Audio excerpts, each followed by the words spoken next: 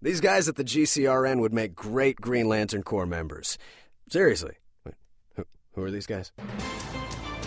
You're tuned in to Steve Megatron on Altered Geek. Hello and welcome to Altered Geek. I'm your host, Steve Megatron Phillips. Today, I'd like to welcome to the program BJ Williams, a pop culture superhero classic sci-fi aficionado who also hosts the Pilot Podcast. Welcome, BJ. Hi, thanks for having me. Hi, everyone. BJ Williams from the Pilot Podcast. You can find us at thepilotpodcast.com. So, aside from my long-winded introduction, what can you tell the listeners about yourself? And Sure. So I think I'm just like an average geek. Happen to also be a scientist. So when it comes to the sci-fi angle of things, I can be a little critical just due to my background. Also an avid fan of TV. You know, after you're working all day, you got to relax somehow. And what better way than to basically tear apart and review the pilot episodes of TV shows and decide if these people are doing a good job. that's actually really interesting that you mentioned that you're a scientist, too. Yeah, it comes up a lot whenever we see like medical related shows or science fiction shows where I start asking myself, is that really how it would work? Like even in a fantasy show, I start to question, does that even make sense? Yeah, because there seems to be a lot of that in television of just kind of throwing things and seeing kind of what sticks with really anything, especially in a pilot. A pilot's very raw and full of issues too, and so they don't really do their full due diligence usually on research on whether it's possible or not. Exactly. A lot of times they might not have the full concept for the show set down because maybe they don't know if they'll get a full season. And because of that, they'll really just throw out anything in that first episode. So what are some that you've specifically noticed or just on a whole that whether it be a particular genre of series that seem to have the most flaws with them? Right. So I'd say two main genres. The first one, which I'll be honest, I'm not an expert in, but anything involving time travel, I feel like you're just asking for trouble. Continuity, what are your rules? Can you change the future? Are you going to an alternate timeline? All of that can get very messy, but some shows do it well. There's things like Russian Doll, which is a new show that came out. I think they do a good job of having a time loop that kind of makes sense as you're reiterating each time. And I think a lot of things related to kind of health. So there's a lot of things I'm thinking, Night Flyers or The Passage. These are some new shows that came out where they're talking about kind of messing with your brain and enhancing genetics. And I actually did biomedical research. So when you start talking about genes, that's when I'm really like picking up on that's not a real technique or that doesn't actually apply to the human body. That has to be annoying just sitting there watching and knowing that it's just totally full of crap in certain situations. It can be frustrating, and it's what makes it more annoying is that you can tell they put in a little effort because they'll use related terminology or real scientific words, but the way they kind of string it together or the situation they're applying it to, it just makes me want to like rip my hair out. But I just have to step back, have fun, ignore their logic. See, I have fun with, I don't pretend to even understand remotely any of the stuff when they're talking about the brain or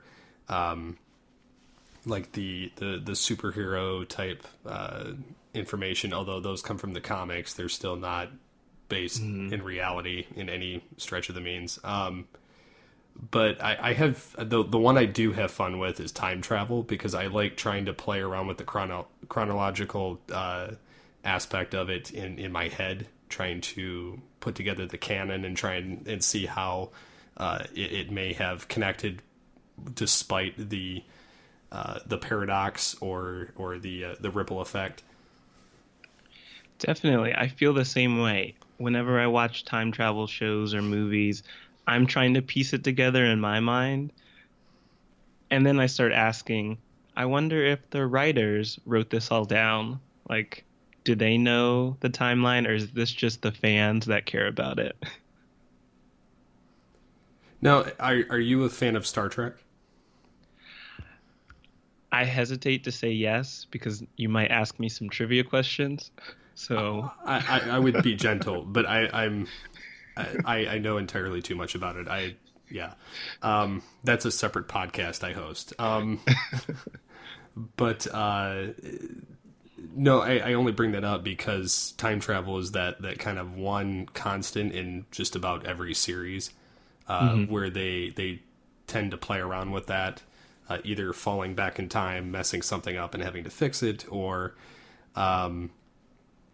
having a undesired future and certain members going back to the past to alter it to make it have the events unfold as they would like to see it. So it gets very confusing if you're not familiar with the canon to begin with. I can see that. Yeah. Although I will say one of the best knocks that they hit with canon in their time travel was not only pretty much in the Star Trek films. Star Trek 4, they use time travel to go back and get some whales, which kind of a lame premise, but yeah. but they bring it back to the future and it's like, oh, the whales talk to an alien probe, we're saved, and then it goes on its merry way. But probably the best example would be First Contact with the Borg going back in time.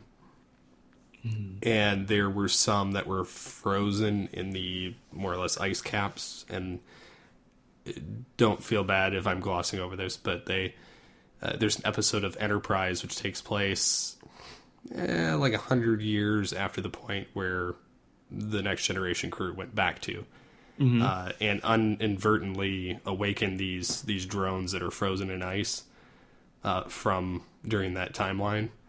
So it's kind of interesting how they play that into it, but some of the technologies, however, despite the timeline, seem to not line up in that show. Yeah, that can be annoying.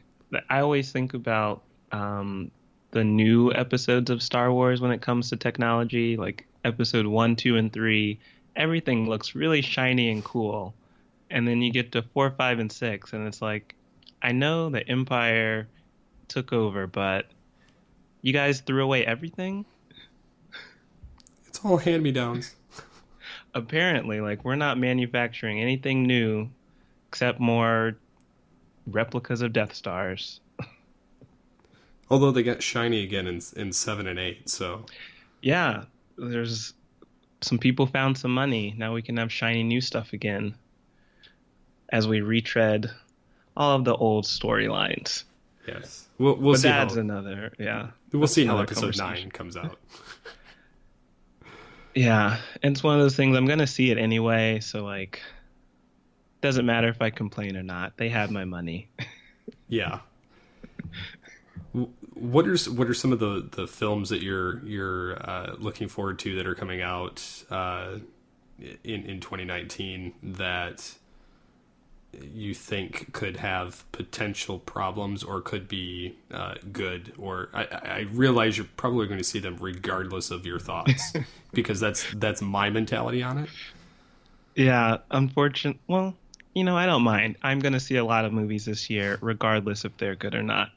I am interested to see Avengers Endgame, how they're going to wrap that up, how they're going to explain everything.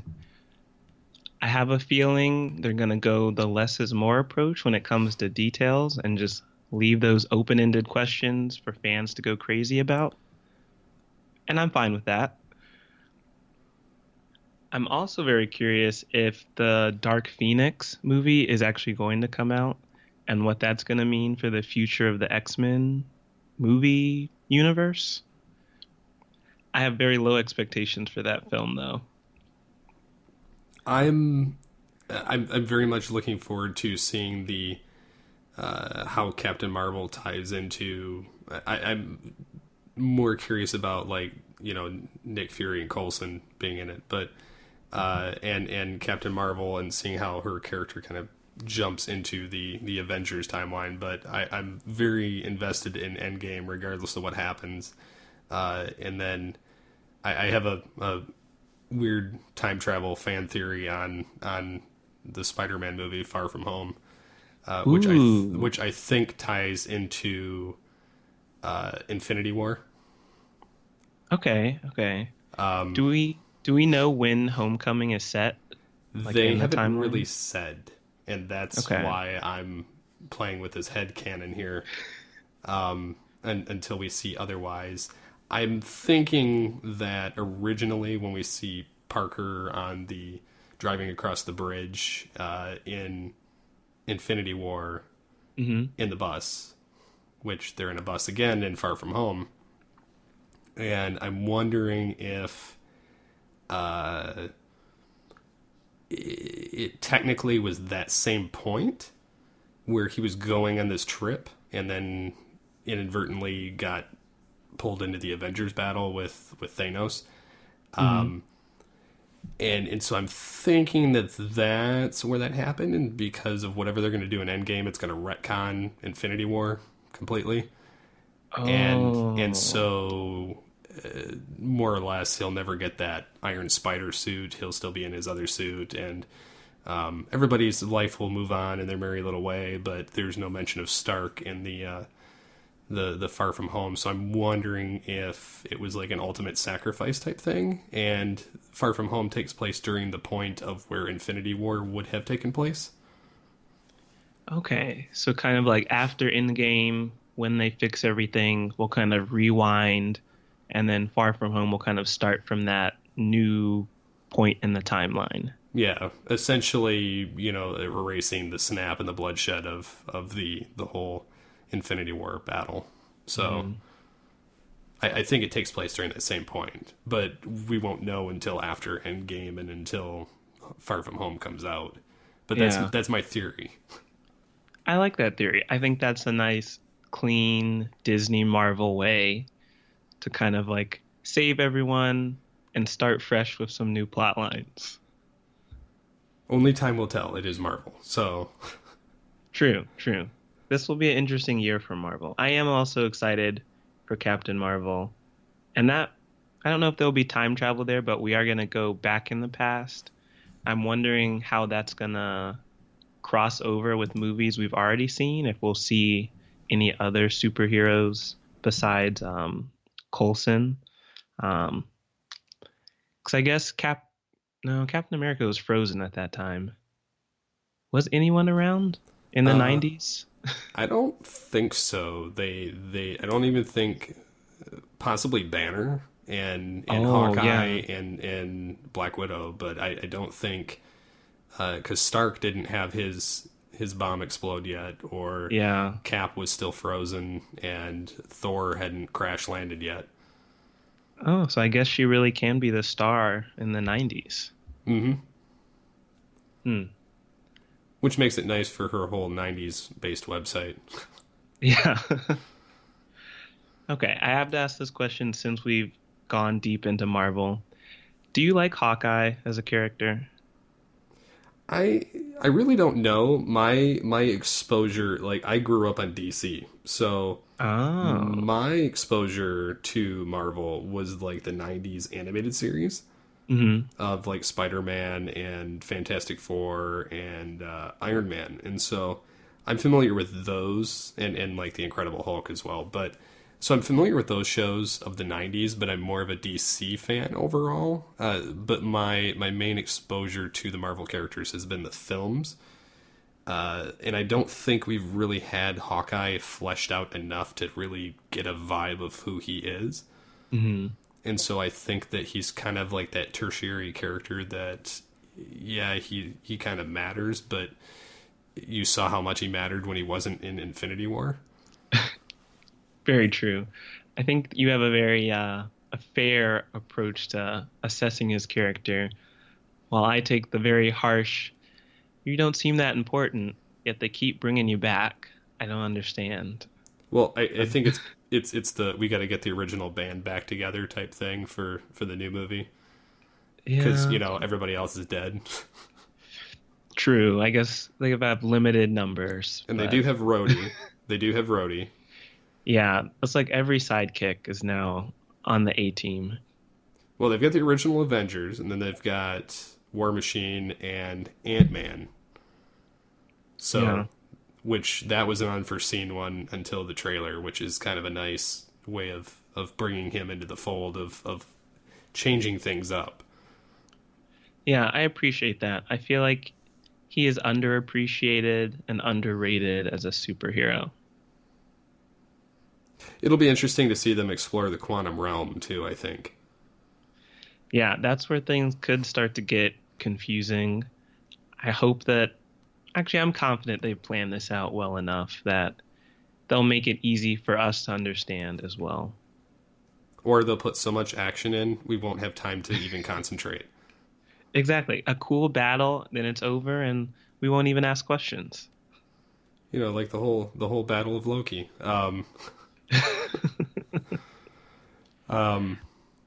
So, what are some of your favorite superheroes, whether it be of the '90s or of now? So I am a 90s child of the 90s. So my first exposure to superheroes was actually the Power Rangers. Um, so that they will always hold a special place in my heart. And I thought the recent movie was acceptable. But I think nowadays I've moved on to Marvel. I didn't really keep up with them growing up, but the Marvel Universe has taken over, and now I'm a big fan of Thor and Captain America. I think those are my two favorites. And I'm actually looking forward to Shazam. I don't know much about his character, but I'm looking forward to this movie because I think it's going to be a fun take on the superhero film with some good humor, kind of like Thor. He adds some good funny moments. See, I didn't even like Thor the films until we got to the third one, because they added in the fun, and it was serious, but it wasn't like taking itself too seriously to where it wasn't enjoyable. And Ant-Man can be a little bit over the top, but it was fun and enjoyable as well. And I think Shazam is going to be along those same lines for DC, which will be a welcome addition considering everything's dark, brooding, and just, that whole tone. Yeah, as a DC fan, how do you feel about the DCEU? I never really was a fan of the DCEU. I was kind of glad to see the Justice League come together, although the movie was hot garbage. Yeah. Yeah. It didn't help that DC and Warner Brothers constantly was interfering with the directors and the writers every step of the way, and having so much... They weren't really allowing their creative control to be let go of. Enough, like saying, look, this is our overarching guideline, you just have to connect point A to point B, but as a whole, this, have fun with it, kind of like what they've done with Marvel. It's kind of, we have to hit this note, but do what you're going to do, and so I think that's kind of the missing point, and why you've seen so many actors bail on the characters, or why there's so much delays, or just look at the whole debacle with Batman. I think Affleck would have done really well at it had they actually let him play the character. Yeah, I liked him in the role. He didn't have the best scenes to act out, but I thought he fit well as Batman. I think so too, and he fit really well as Bruce Wayne, although now we're going to get to see what they do with the Batman, and the only nice thing that we'll get out of it is we'll get to see finally the detective part of him, instead of the brooding, beat him up or boo-hoo, my girlfriend died. Yeah, he's very mopey, a mopey vigilante, and I feel like they should add a little bit more to his character in the films. I want to see more of the Arkham games, I guess. That would be entertaining. Do you think we'll ever get another Superman film, solo film? I think so. I don't know if it'll be Henry Cavill. Oh, Um, poor guy. which is unfortunate because they moved from they should have just done solo films for all the characters and then just had a culmination film, or started them all out in a Justice League film instead of coming together. They're already established and then just going off in their separate directions. Yeah, but they had to catch up to the Avengers. There was no time for solo films. I guess the only thing they beat him out on is they did make Aquaman relevant, and they did do the first superhero female film of Wonder Woman. Yeah, I guess those are their two highlights so far. And I was actually surprised how cool they made Aquaman seem because on paper, not that impressive, talking to fish, breathing underwater. Every time I see him, I see the old 1970s Super Friends. Yes. The wah, wah, wah, wah, wah, wah, wah, wah. And then he just starts talking to fish. And he did that too. So it's I don't know. I think the implementation in live action is so much better in this instance. So what prompted what kind of drove your fascination with pop culture, and whether classic or modern or any of that?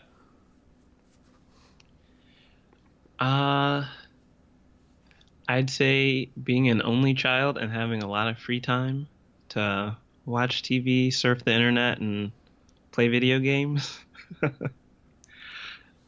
I think one of the things that brings me into pop culture and why I like to stay up to date with it is that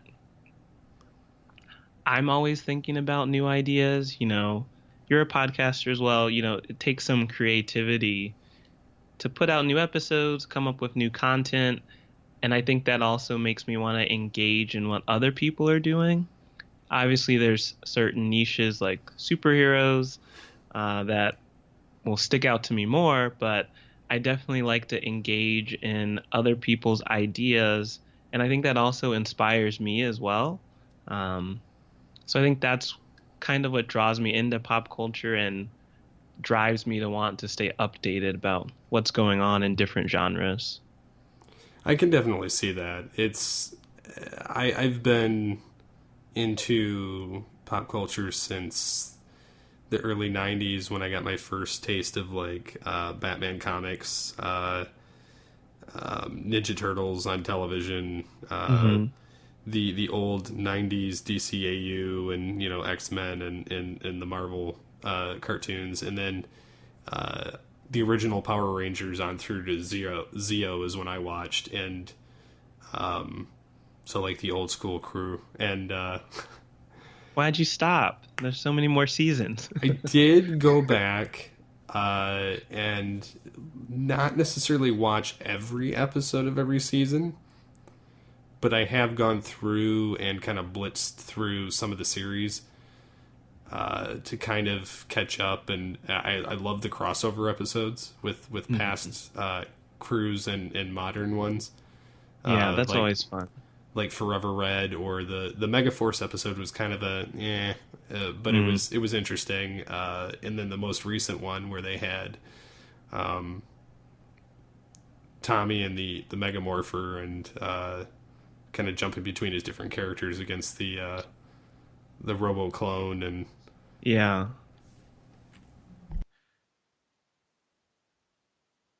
Yeah, I mean it's been interesting. I've enjoyed what they do with it, and I think that it'll get more interesting now that Hasbro has the rights to it. Yeah, I think it's going to improve now that Hasbro is taking over, and I think they are willing to put in a little more money than Bandai was. Oh, definitely. Hasbro's got some dough. Yeah. Even seeing their Toy Fair figures, they look crazy impressive. Yeah, and they're always ready for a new franchise, especially since I feel like Transformers is hitting a rocky point where Bumblebee didn't really reignite things like they might have hoped. I don't think it reignited, but I don't think it flopped either. But I definitely like the direction that they went with it. I just think they should have done that 10 years ago. Yeah, yeah. It's like I'm glad you're thinking about that now. Hopefully you'll keep trying so we can get more movies like that. But they are having more new series. There's going to be a new one on Netflix. So, Oh, I didn't know about that. yes, a new Netflix Transformers cartoon. Since Machinima went belly up, they had to find a new partner for the animation, and so they have Rooster Teeth and Netflix as partners for that. So That should be pretty good. remains to be seen what they do with it, but could be worse. Yeah, Could be Cartoon true. Network. Yeah, Cartoon Network or even Nickelodeon. I mean, I feel like those are the biggest two options for these children programs, but neither of them handle some of these shows very well. No, especially Cartoon Network. They seem to botch a lot of series. Yeah.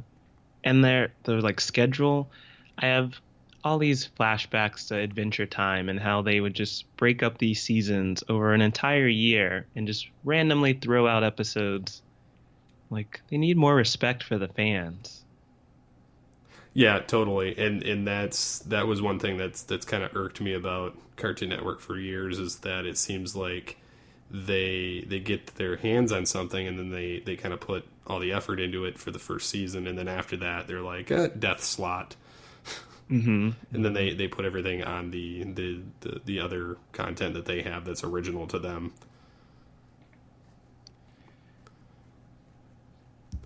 So what are some projects that you have coming up, or some episodes that you're working on? Yeah, Podcast. so our most recent episode, I think, might work well for your fans as well, is the Umbrella Academy on Netflix.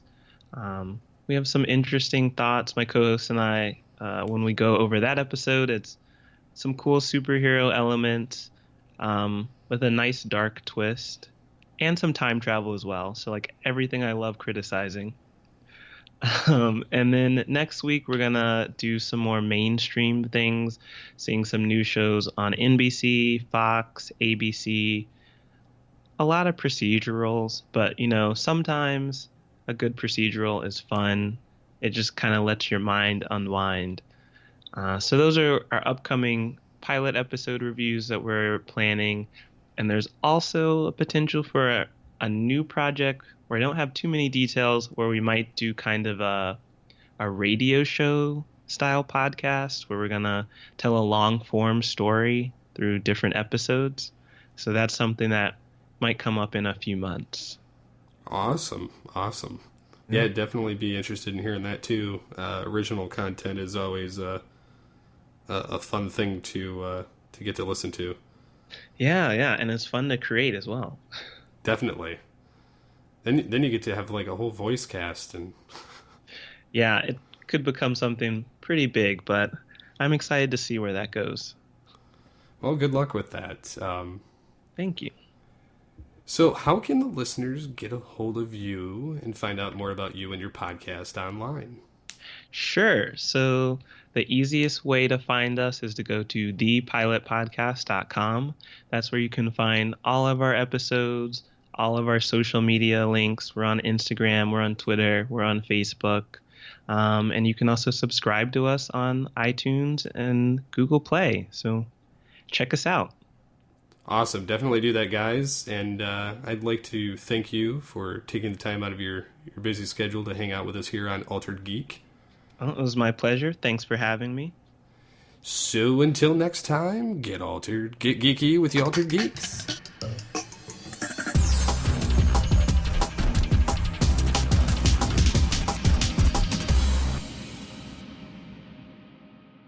Because the world needs another movie podcast. The Geekcast Radio Network presents for your listening pleasure the Cinema Geek. Hosted by Amanda, Kevin, Matt, and Dan. Each week we dive headfirst in the landscape of movies as we discuss movie news, Play movie games. Go in-depth on reviews. And even have a top 10 countdown or two. Also, don't miss our director retrospective series, where we review noted directors' movies film by film. Bottom line is, if you love movies and love podcasts, you need to experience the Cinema Geeks. You can find us on iTunes, Blog Talk Radio, or GeekCastRadio.com.